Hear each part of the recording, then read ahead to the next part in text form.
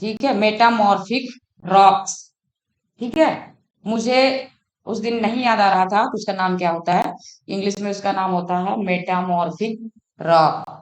तो metamorphic rock जो होती है, मेटामॉर्फोसिस जो प्रक्रिया होती है उसके द्वारा बनती है। मेटामॉर्फोसिस में रूप परिवर्तन हो जाता है, उसका शेप, साइज और उसके स्ट्रक्चर में परिवर्तन हो जाता है। जैसे आप हीरा देखते होंगे, तो हीरा ग्रेफाइट का रूपांतरित रूप है। तो कैसी चट्टान है हीरा? मेटामॉर्फिक। स्लेट, जिस पे आप लिखा करते थे बचपन में, वो भी है। और क्वार्ट्ज पत्थर, वो भी है। संगमरमर, चूने पत्थर को जब अधिक ताप और दाब में रखा जाता है तो संगमरमर में परिवर्तित हो जाता है। मार्बल्स, संगमरमर को इंग्लिश में मार्बल बोलते हैं। तो ये सारे रूपांतरित चट्टानों के उदाहरण हैं। ठीक है, इसे, हाँ, नहीं, ये सारी प्रक्रियाएं जो प्राकृतिक अपने आप हुई हैं।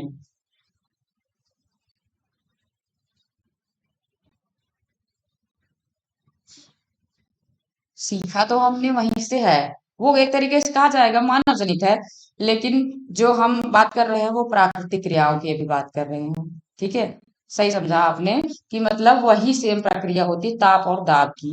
वहां पे भी कच्ची मिट्टी जो है ईंट बन जाती है, कठोर चट्टान एक तरीके की। लेकिन चट्टान में वो नहीं आएगा, वो एक मानव जनित, क्या कहते हैं, वस्तु है।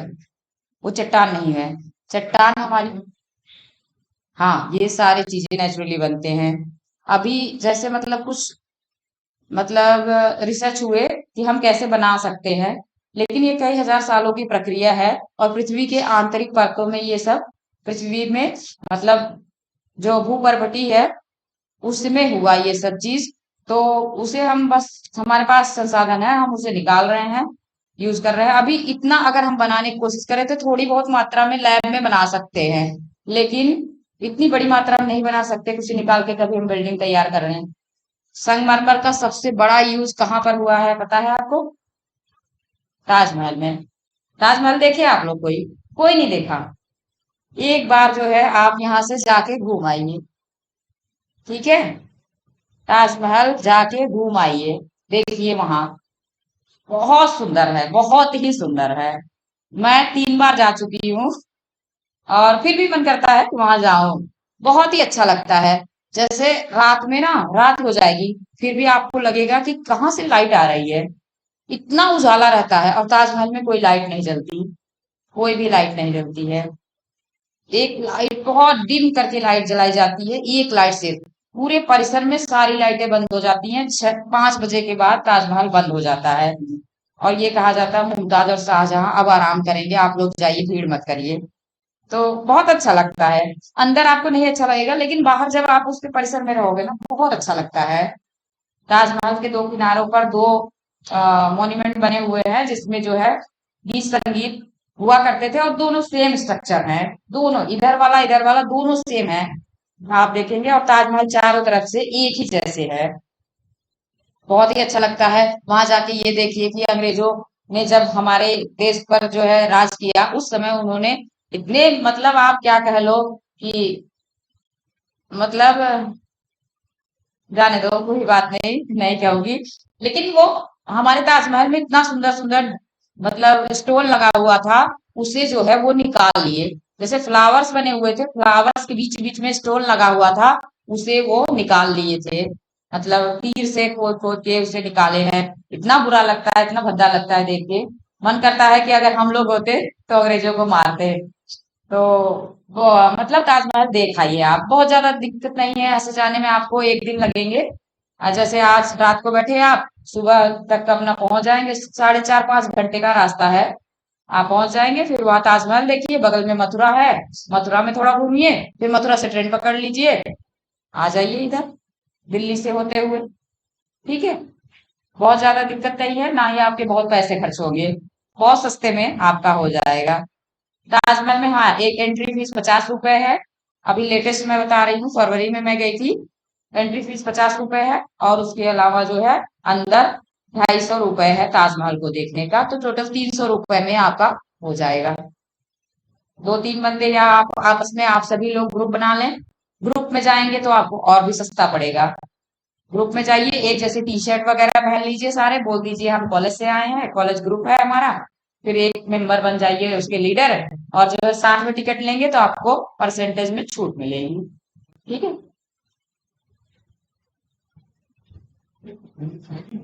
फिर से बनाना पड़ेगा मुझे।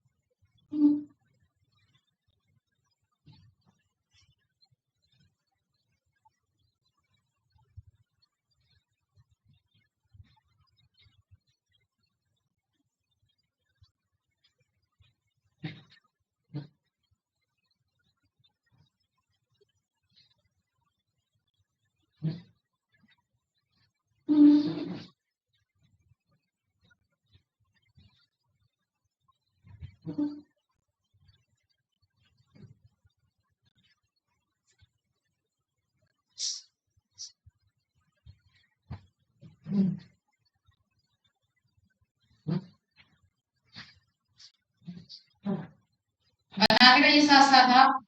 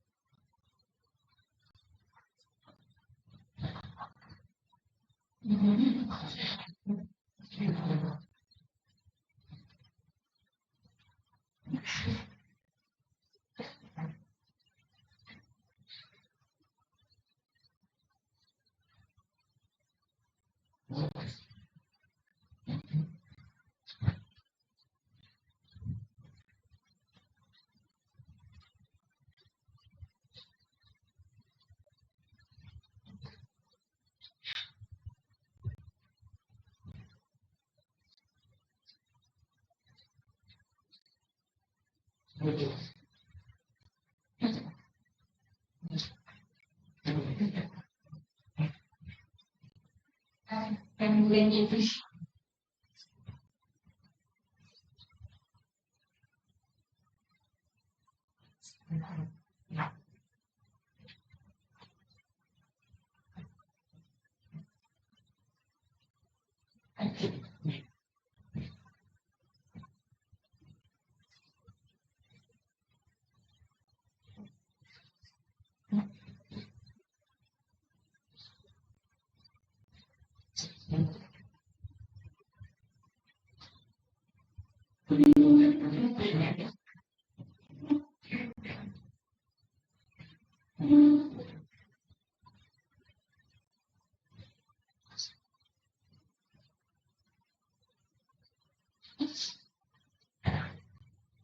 कोर का ऊपरी भाग जो है वो लिक्विड स्टेट में है, और कोर का इनर कोर जो है वो ठोस है, सॉलिड है। तो इसमें जब एस वेव चलती है, एस वेव लिक्विड में नहीं चलती, तरल में नहीं चल सकती। ये पहले क्लियर है हमारा। ये ऐसे चलेगी,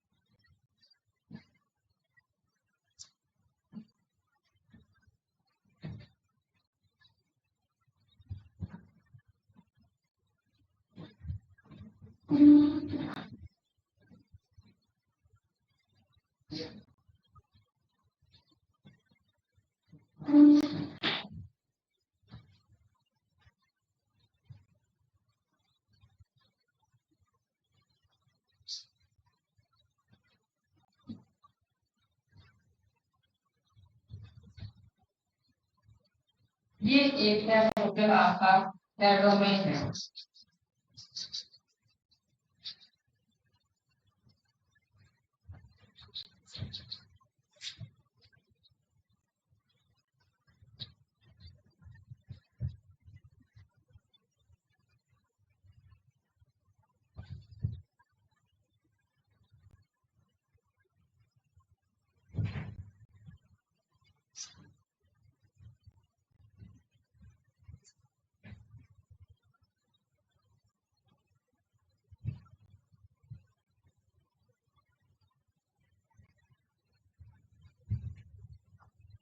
ठीक है, फटाफट बना के ऐसे सेव भी कर लूं।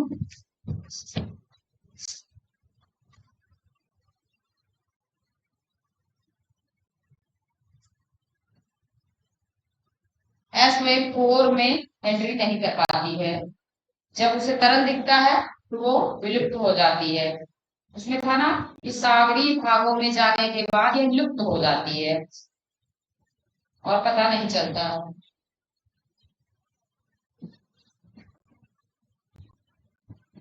हिंदी वाले भी लिख लेंगे ना, कोई दिक्कत?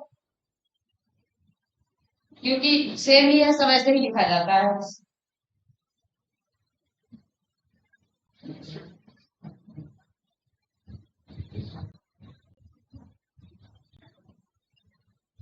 अच्छा, मैं बहुत जल्दी जल्दी टॉपिक तो नहीं करा रही हूँ, ठीक है करा रही हूँ ना। ऐसा तो नहीं कि आपका दिमाग समझ नहीं पा रहा हो, स्किप कर जा रहा हो और हम आगे बढ़ जा रहे हैं। ठीक है,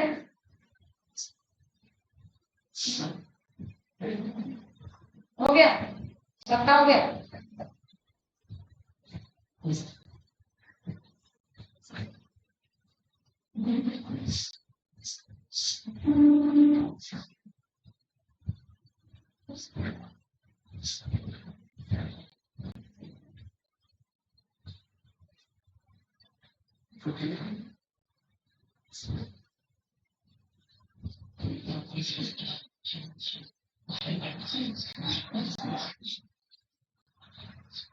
सुनामी।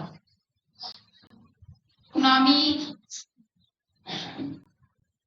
को इसमें इसलिए डिस्कस करना पड़ रहा है क्योंकि इसका संबंध भूकंप से है और ज्वालामुखी से है, इसलिए इसको इसी में डिस्कस करना पड़ रहा है। वरना ये आता है आपका जब हम स्थल मंडल जल मंडल में चलेंगे। अभी तो हम स्थल मंडल पढ़ रहे हैं, जब जल मंडल में चलेंगे तब इसका काम आता है। लेकिन इसको हम यही डिस्कस कर रहे हैं क्योंकि इसका संबंध है भूकंप सुनामी से, सॉरी भूकंप और ज्वालामुखी से। तो सुनामी शब्द का जो शाब्दिक अर्थ होता है कि सु का मतलब था जो पोर्ट होते हैं, बंदरगाह होते हैं या समुद्र तट, और नामी का मतलब होता है लहर, समुद्र तट पर आने वाली लहरें, बड़ी लहरें, बहुत विशालतम लहरें, उन्हें सुनामी कहा गया। और ये सुनामी हमें उतना, वैसे ही जापानी शब्द है सुनामी, हमें उतना तो नहीं पता था, लेकिन जब 2004 में सुनामी आई, 2004 में 26 दिसंबर को आई थी, उस समय बॉक्सिंग डे मना रहे थे लोग। और उस समय तट पे, सागर तट पे बहुत सारे लोग घूमने गए थे। और दिसंबर में वैसे 26 दिसंबर को क्रिसमस वगैरह मना के लोग रुके रहते हैं न्यू ईयर मनाने के लिए। तो वहां पे बहुत सारे लोग थे। और जब सुनामी आई उस समय इतनी ज्यादा डेथ हो गई, इतनी ज्यादा लोगों की डेथ हुई। और उसी समय कुछ नई नई चीजें भी पता चली। उसी समय एक जारवा जनजाति थी जो जावा सुमात्रा में रहा करती थी, वो उस सुनामी में बच गई थी और बह करके तट पर आई। तो उसको जो है उसके बारे में पता चला कि जारवा जनजाति एक जनजाति है जिसको जाना गया भारत में। उसके बारे में कभी कभी क्वेश्चन भी पूछा जाता है। जारवा जनजाति अंडमान निकोबार की जनजाति है।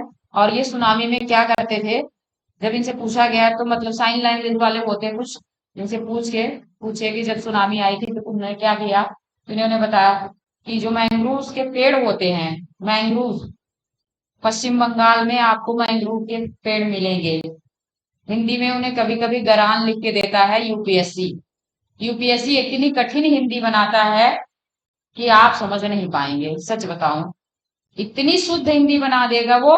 अब सोचिए, मैंग्रोव सब जान जाते हैं, अधिकतर मैंग्रोव के पेड़ होते हैं, उनकी जड़ें बहुत गहरी होती हैं और वो जल में ही रहते हैं, लेकिन तैरते हैं, लेकिन जो है उसको तट को बांधे रखते हैं, तटों पे अधिकतर रहते हैं। उन मैंग्रोव के पेड़ पर वो जनजातियां चढ़ गई थी और उसी को पकड़ पकड़ के वो बची थी।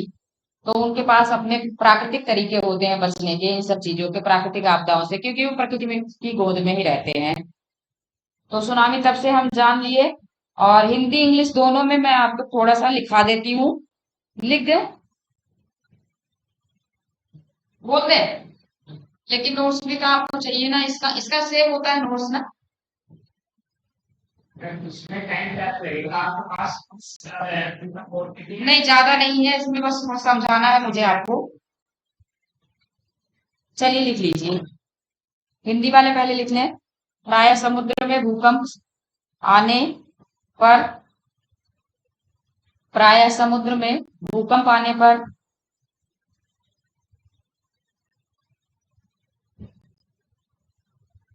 ज्वालामुखी विस्फोट होने पर, भूकंप आने पर कौमा होगा, उसके बाद ज्वालामुखी विस्फोट होने पर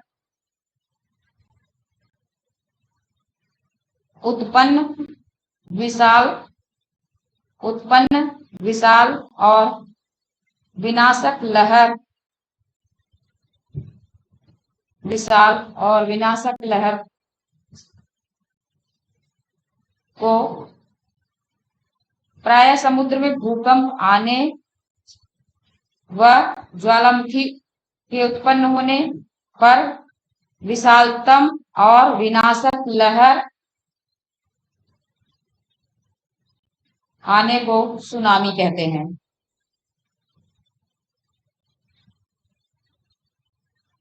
इंग्लिश वाले लिख लें। ये मैंने जो मतलब इसका मीनिंग है, सुनामी किसे कहते हैं, इंग्लिश हिंदी दोनों में नोट किया एक जगह से खोज के, कि आपको भी थोड़ा आइडिया हो जाएगा। इंग्लिश वाले लिखें। A great sea wave produced specially, produced specially by submarine, by submarine earth movement, by submarine earth movement or volcanic eruption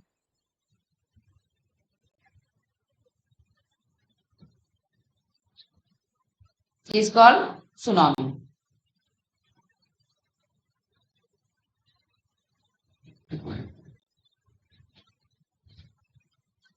figure बना लेते हैं।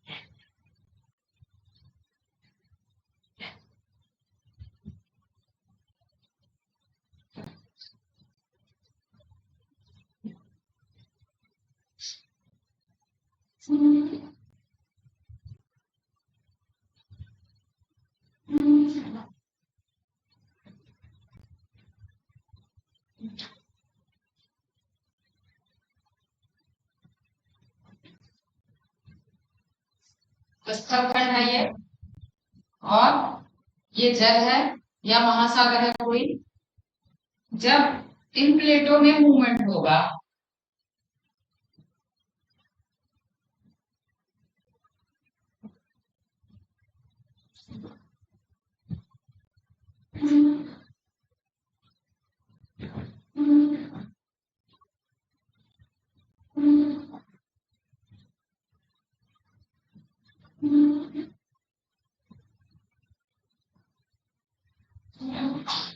प्लेटों में मूवमेंट क्या हुआ था कि ये प्लेट दूर गई थी, जो जावा सुमात्रा में सुनामी आई थी 2004 में की बात कर रहे हैं। प्लेट दूर गई, दूर जाने से ही होता है वैसे। जब ये दूर गई तो इसका जल कहाँ जाएगा? इसका जल जो है बहुत तेजी से, ये जो बीच में गैप होगा, गैप आएगा यहाँ पे, इसे कवर करने की कोशिश करेगा।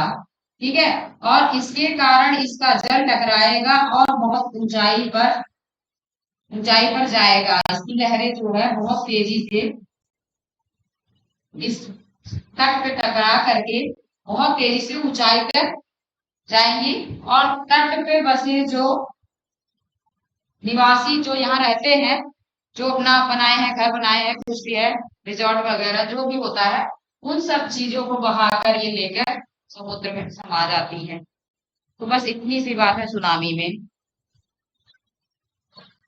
तो दो इंसिडेंट हैं जो आप लिख सकते हैं। एक 26 दिसंबर 2004, 26 दिसंबर 2004,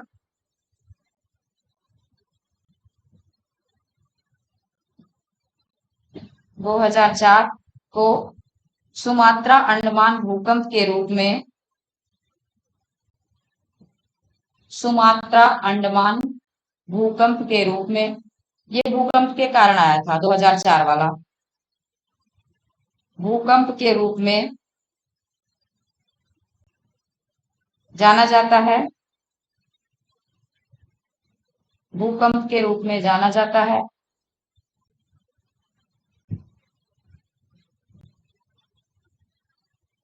जिसके कारण,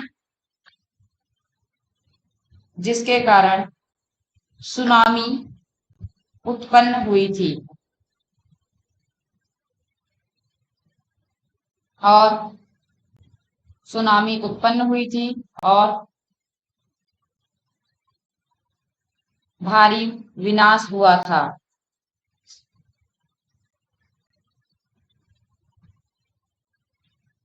इसमें दो प्लेटें थी, कौन कौन सी थी? बर्मा और बर्मा, बर्मा प्लेट छोटी प्लेटें हैं। अच्छा, छोटी प्लेटों के नाम आपको लिखा देंगे हम, ठीक है, आज ही लिखा देते हैं छोटी प्लेटों के नाम।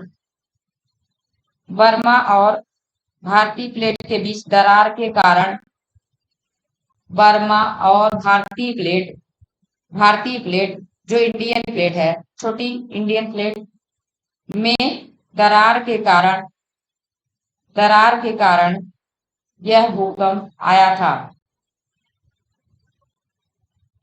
दरार के कारण यह भूकंप आया था।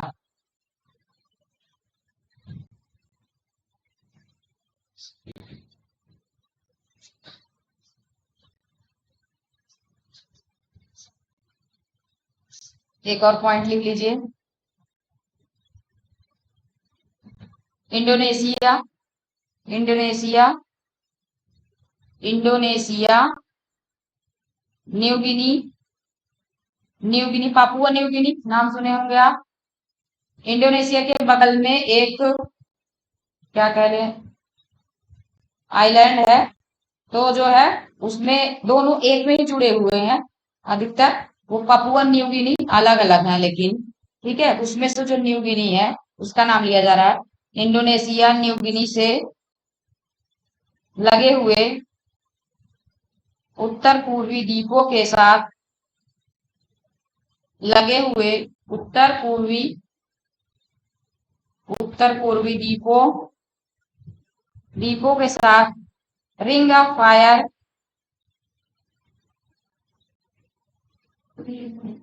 उत्तर पूर्वी द्वीपों के साथ रिंग ऑफ फायर, कल बताए थे रिंग ऑफ फायर, और सुमात्रा, जावा, सुमात्रा, जावा, बाली,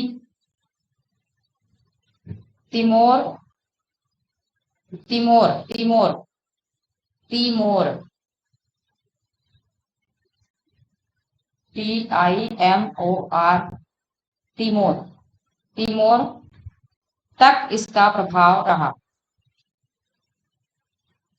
तक इसका प्रभाव रहा। बस ये वाला टॉपिक समाप्त हो गया है आपका।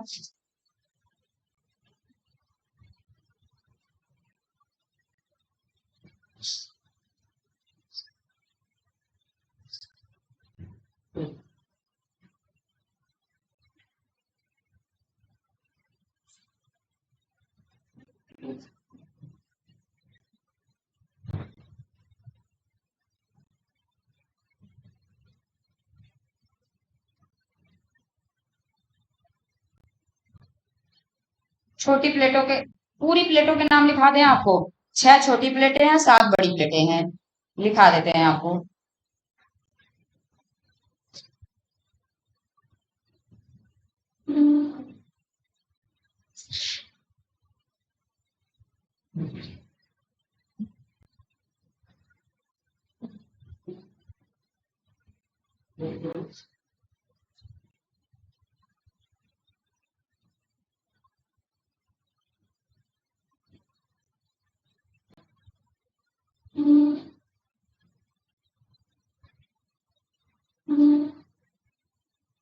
से लिख तो लेना इंग्लिश में, तो लिख लीजिए नेम ऑफ प्लेट्स।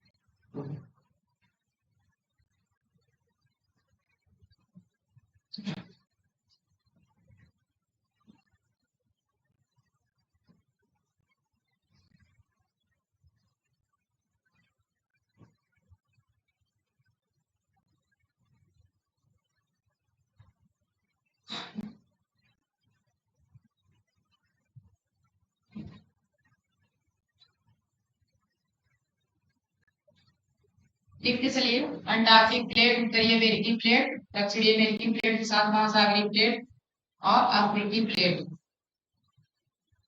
ये तो डिस्कस हो चुका है, लेकिन कहीं नोट डाउन रहेगा ना आपका, तो आपको याद रहेगा। जैसे ऐसे थोड़ा सा वो एनसीईआरटी पढ़े होंगे जो लोग जानते होंगे, इसको जानो बुझो तो जाने, ऐसे ब्लॉग बना के देता है, ऐसे ब्लॉग बना के अपने नोट्स में कहीं रंगीन करके लिख लीजिएगा, आपको याद रहेगा हमेशा।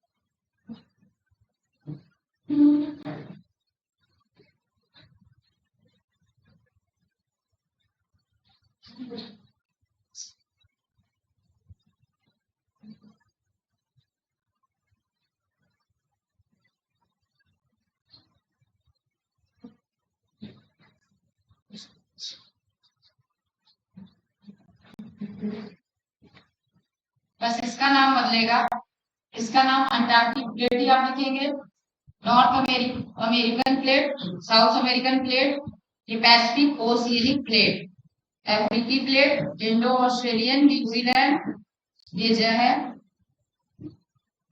न्यूजीलैंड प्लेट और यूरेशियन प्लेट। यूरेशियाई plate.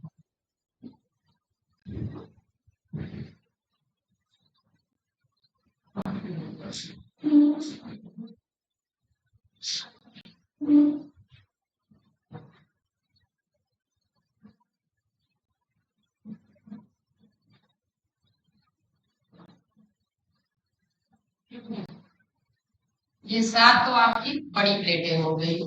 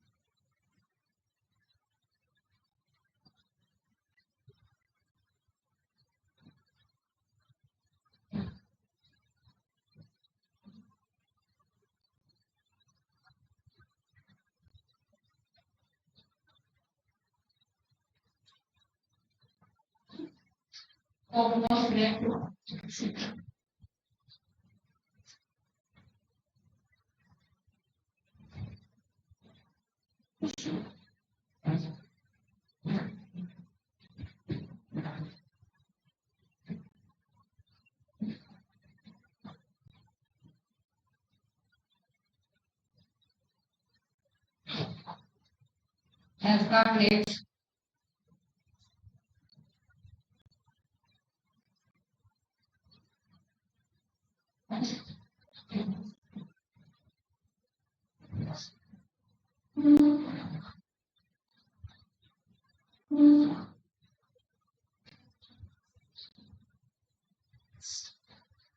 Arabian plate.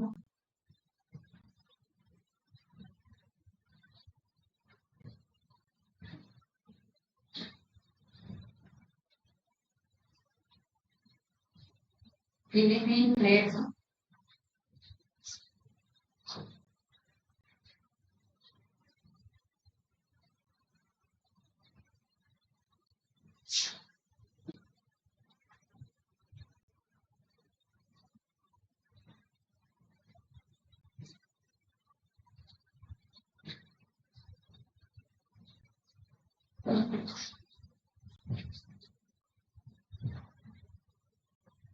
Caroline plate. Caroline.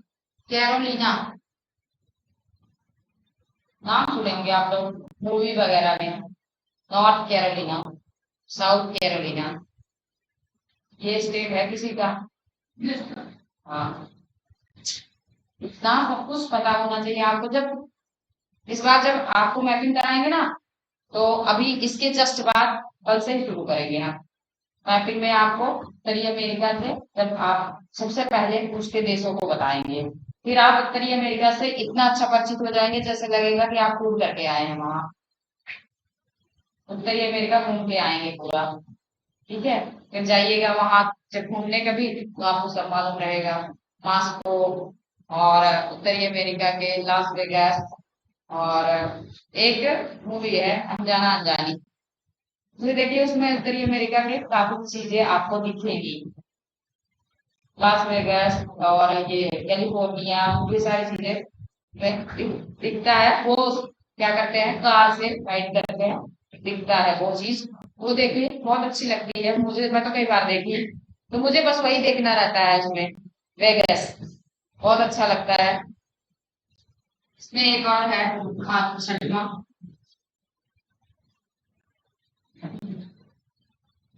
Fuji. ये एक्चुअल में फ्यूजी फ्यूजियामा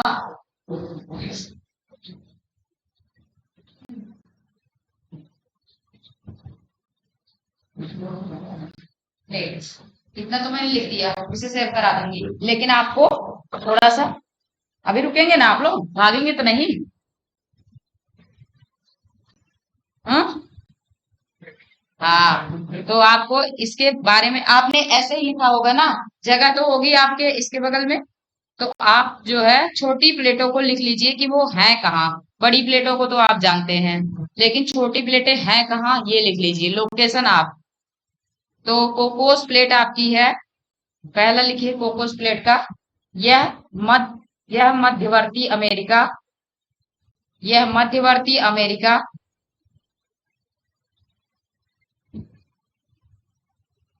यह मध्यवर्ती अमेरिका और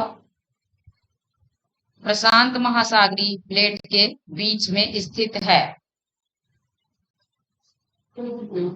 यह मध्यवर्ती अमेरिका, अमेरिका जो उत्तरी अमेरिका पूरा कॉन्टिनेंट है, उसके मध्य में दो भाग होंगे ना, जैसे कोई भी चीज होती है, जैसे ये पर्स है, इसका उत्तरी भाग, दक्षिणी भाग, मध्य भाग, तो ऐसे अमेरिका का मध्य भाग में, ठीक है।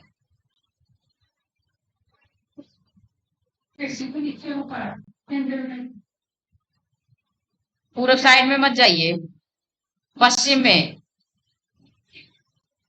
हाँ मध्यवर्ती अमेरिका, ये जहां आपकी ये नहर है, पनामा नहर है, हाँ वहीं पे, वहीं पे है।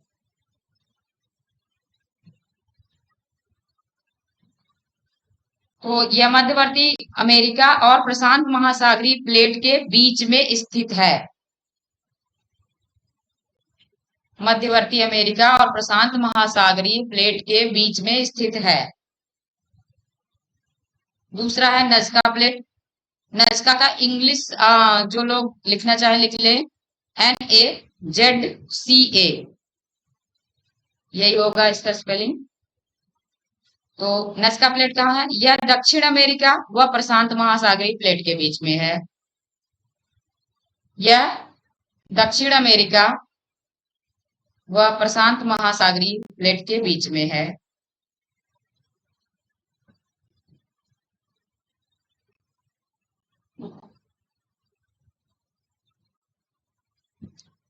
उसके बाद है अरेबियन प्लेट। यह अधिकतर अरब प्रायद्वीप का भूभाग सम्मिलित है इसमें। अरब अरब प्रायद्वीप, अफ्रीका के जस्ट बगल में आप जाइए, अरब प्रायद्वीप आपको दिखेगा, अफ्रीका के पूरब में। और वैसे तो अभी बहुत लोगों को पूर्व पश्चिम भी नहीं पता होगा। जो जैसे ये आपकी किताब है, तो इसमें पूरब कौन सा हिस्सा है? ये वाला, ये वाला, ये पूरब है, ये पश्चिम है, ये उत्तर है, दक्षिण है, ठीक है। तो इसमें आप जो है नॉर्थ साउथ ईस्ट वेस्ट जानते रहिए। जब आप अपनी किताब में देखते हैं मैप, तो आप पूरब में जाइए, मतलब मैंने कहा अफ्रीका के पूरब में जाइए, तो अफ्रीका के इस साइड में, राइट साइड में आपको जाना है, ठीक है। अरेबियन प्लेट अरब प्रायद्वीप का भूभाग सम्मिलित है इसमें पूरा। फिर फिलीपीन प्लेट है। फिलीपीन प्लेट, यह एशिया महाद्वीप, एशिया महाद्वीप गया, से भी नहीं हुआ। यह एशिया महाद्वीप और प्रशांत महासागरीय प्लेट के बीच में स्थित है। एशिया महाद्वीप और प्रशांत महासागरीय प्लेट के बीच में स्थित है। कैरोलिन प्लेट,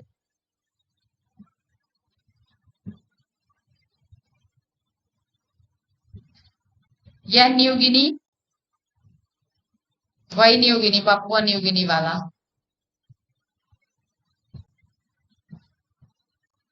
अच्छा, एक गिनी भी है, एक गिनी बसाऊ भी है, और तीनों तीन जगह है। ये वाला न्यू गिनी एशिया में है, एक गिनी आपको जो अफ्रीका में मिलेगा, और गिनी बसाऊ उसी में अफ्रीका में ही है। यह कैरोलिन का लिख रहे हैं ना, कैरोलिन का, यह न्यू गिनी के उत्तर में, न्यू गिनी के उत्तर में फिलिपियन व इंडियन प्लेट के बीच में स्थित है। यह न्यू गिनी के उत्तर में फिलिपियन व इंडियन प्लेट के बीच में स्थित है।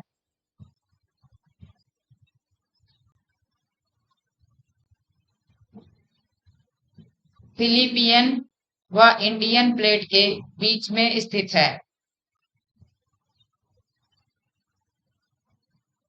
Fuji plate, Fuji plate, Fuji का FUJI है। फूजी वैसे होता है, ये चाइनीज या जापानी नाम होगा। तो ये कहाँ है? यह ऑस्ट्रेलिया के उत्तर पूर्व में स्थित है। फ्यूजी प्लेट ऑस्ट्रेलिया के उत्तर पूर्व में स्थित है।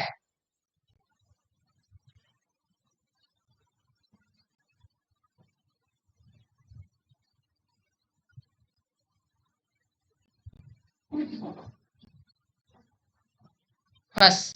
अच्छा, एक बड़ी प्लेटों में केवल महासागरीय प्लेट कौन सी है, बता सकते हैं? प्रशांत। पैसिफिक वाली केवल महासागरीय है, बाकी सब में स्थल और जल दोनों हैं। ठीक है। और जो महासागरीय प्लेट है वो सबसे भारी प्लेट होती है। ये भी लिख सकते हैं कि सबसे भारी प्लेट कौन सी होगी, तो प्रशांत महासागरीय प्लेट ही सबसे भारी प्लेट होगी। क्यों? क्योंकि जब हम पृथ्वी के अंदर में जाते हैं, उसकी आंतरिक परतों में जाते हैं, तो घनत्व में वृद्धि होती है और भारी तत्वों की मात्रा ज्यादा होती है। कोर में भी हम लोहा पाते हैं, निकल पाते हैं, और जो मैंटिल है, मैंटिल में भी सियाल की अपेक्षा सीमा में ज्यादा भारी तत्व हैं। तो इससे यह स्पष्ट होता है कि जब हम पृथ्वी के अंदर में जाते हैं तो हमें भारी तत्व मिलते हैं। जब महासागरीय प्लेट को देखते हैं तो महासागरीय प्लेट में सियाल की परत कट गई है।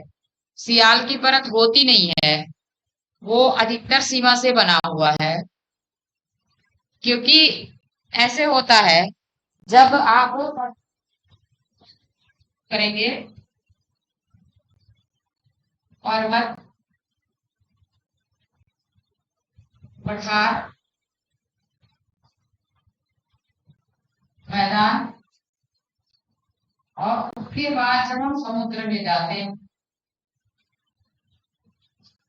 ठीक है,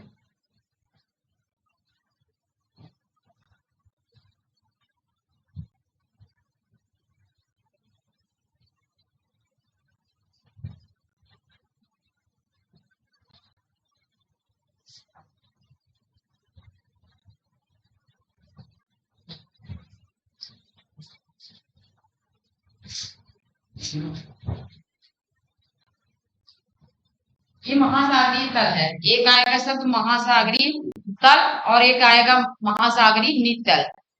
तो महासागरीय तल जो है, जो जल का स्तर है महासागरों में, ये होता है। और जो नितल होता है, महासागरीय नितल, नितल ये होता है।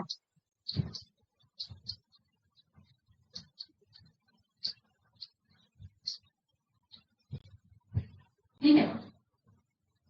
तो देखिए, जब ये जो पर्वत है हमारा, ये इतना ऊंचा भाग है, और ये पूरा सियाल सीमा सब में है। जैसे कहा जाता है कि पर्वतों की जड़ 1/9 भाग नीचे है। ठीक है। जितना ये ऊपर है, जैसे पेड़ होते हैं, पेड़ ऐसे धरातल पे ऐसे रख देंगे नहीं खड़ा रहेगा, उसकी जड़ नीचे होती है तभी वो खड़ा रहता है। उसी तरीके से ये पर्वतों की जड़ नीचे होती है। ऐसा सिद्धांत लोगों ने दिया, पर्वत का जड़ सिद्धांत। तो पर्वतों की जड़ नीचे होती है। वैसे लॉजिक भी सही लगता है कि कोई चट्टान क्यों भी नहीं खड़ी रहेगी, नीचे तो कुछ उसका अंश रहेगा ही। तो पर्वत में आपको 3 परतें मिल जाएंगी पृथ्वी की, सियाल, सीमा, नीचे। लेकिन इसमें भी कम मिलेगी, ऊपर की परत सियाल वाली कम मिलेगी। इसमें पठार में। यह आपका पर्वत है।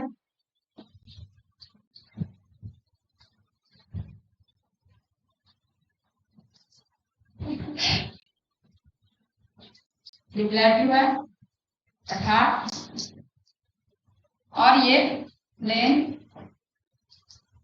मैदान।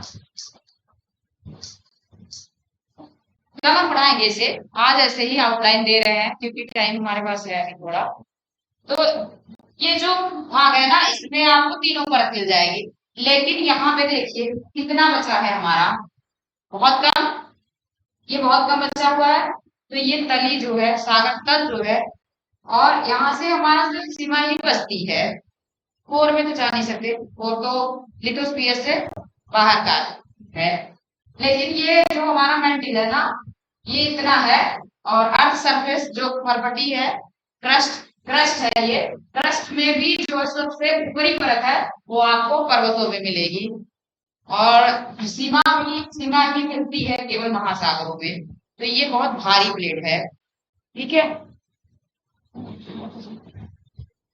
ध्यान दीजिए इसे, क्या सेव करें, कल फिर बना लेंगे। जिसे आता है वो तो कभी भी ड्रॉ कर ले, है ना। तो आप लोग भागने के चक्कर में हैं, बैग बंद हो रहा है आपका, छोड़ दें।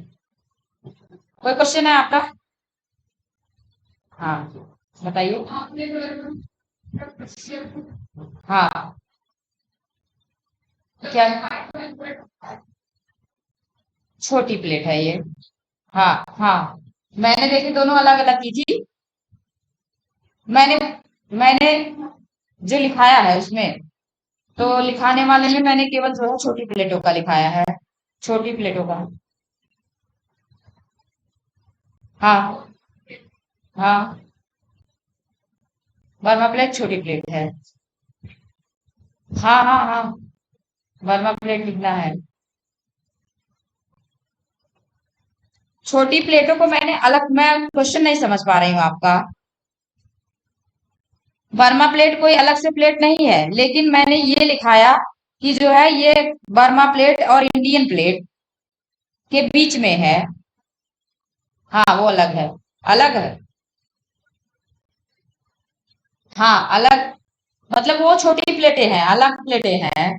जो छोटी प्लेटों को जो मतलब चिन्हित किया गया, जो देखा गया उसकी लोकेशन को, बहुत सारी प्लेटें हैं लेकिन बहुत सारी प्लेटों का नाम नहीं लिया गया है। तो 6 प्लेटें जो बताई गई, उन्हीं को मैंने लिखा दिया आपको। ठीक है।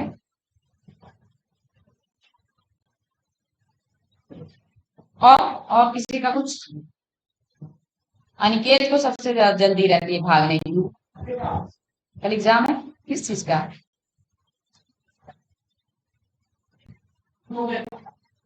वोकेशनल। अच्छा।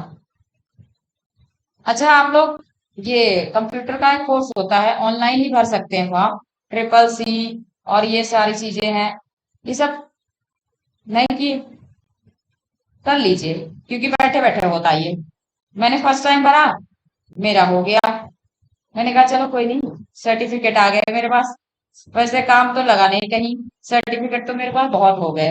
कंप्यूटर का वो हो गया, बाकी लेकर के प्राइमरी एजुकेशन से लेकर के और असिस्टेंट प्रोफेसर तक बहुत सारी डिग्रियां हो गई, लेकिन काम अभी कोई नहीं आई। बस एक ही डिग्री काम आई, वो थी बीए, बीएड और यूपीएससी का एग्जाम क्वालिफाई, जो यूपीपीसीएस में जो क्वालिफाई किया उसका, बस इतना ही। बाकी प्रोफेसर वाली और नीचे वाली प्राइमरी लेवल वाली बहुत सारी डिग्रियां होती हैं जो नहीं काम आई। तो लेकिन सर्टिफिकेट ले लीजिए, कब कहाँ कौन से काम लग जाए, है ना। कंप्यूटर तो हर जगह अनिवार्य है। वैसे जानकारी रहेगी तो और अच्छी बात है। चलिए छोड़ देते हैं, 5 मिनट बाकी है आपका। आज आप खुश हो जाओ।